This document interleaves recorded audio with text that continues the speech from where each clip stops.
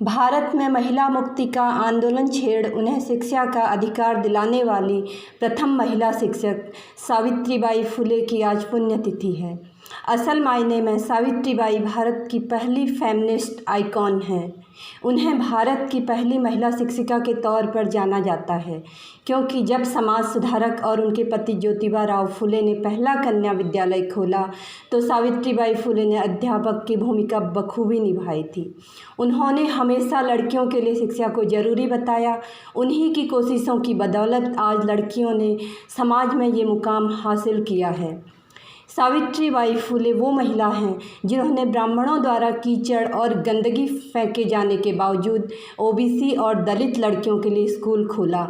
सावित्रीबाई वो महिला हैं जो फूल और सब्जियां बेचकर, गद्दे, रजाई और कपड़े सिलकर अपना परिवार चलाती थी। सावित्रीबाई जब ओबीसी और दलितों की बेटियों को पढ़ाने जाती थी तब 2 साड़ियाँ लेकर निकलती थी। रास्ते में ब्राह्मण उन पर कीचड़, गोबर आदि फेंकते थे।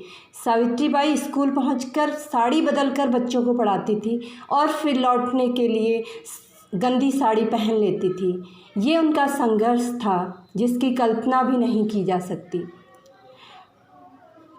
अपने पति ज्योतिबा राव के साथ मिलकर सावित्री ने पहली कन्याशाला और फिर 18 अन्य बालिका स्कूल खोले थे। ज्योतिबा राव जब मात्र 13 साल के थे तब 10 साल की सावित्रीबाई से उनकी शादी कर दी गई थी और बाद में दोनों ने बाल विवाह की कुरीति को ख़त्म करने के लिए एक लंबी लड़ाई लड़ी। जिनको समाज को आदर्श के तौर पर स्थापित करना चाहिए था, उन्हें तब जात से तक बाहर कर दिया गया। मगर सावित्रीबाई ने महिलाओं को शिक्षित करने के अपने लक्ष्य को नहीं छोड़ा। सावित्रीबाई फुले ने सिर्फ शिक्षा की अलख ही नहीं जगाई, बल्कि ये वो महिला हैं जिन्होंने ओबीसी और दलित गरीबों की सेवा करते हुए अपनी जान तक दे दी। जब ओबीसी और दलितों की बस्तियों में प्लेग की बीमारी फैली तब सावित्रीबाई फुले ने रात दिन एक करके बीमारों की देखभाल की। इसी बीमारी के संक्रमण से आज ही के दिन उनकी मौत मात्र 66 साल की उम्र में हो गई थी। मगर आज का सच यह है कि सावित्रीबाई जिस सम्मान की हकदार थी उन्हें वह नहीं मिला। उन्हें याद करना तक ज़रूरी नहीं समझा जाता। हालांकि हमारे देश में यह पहले से होता आया है कि यहाँ असली नायक नायिकाओं का सम्मान तो छोड़िए, उन्हें पहचान भी नहीं मिलती।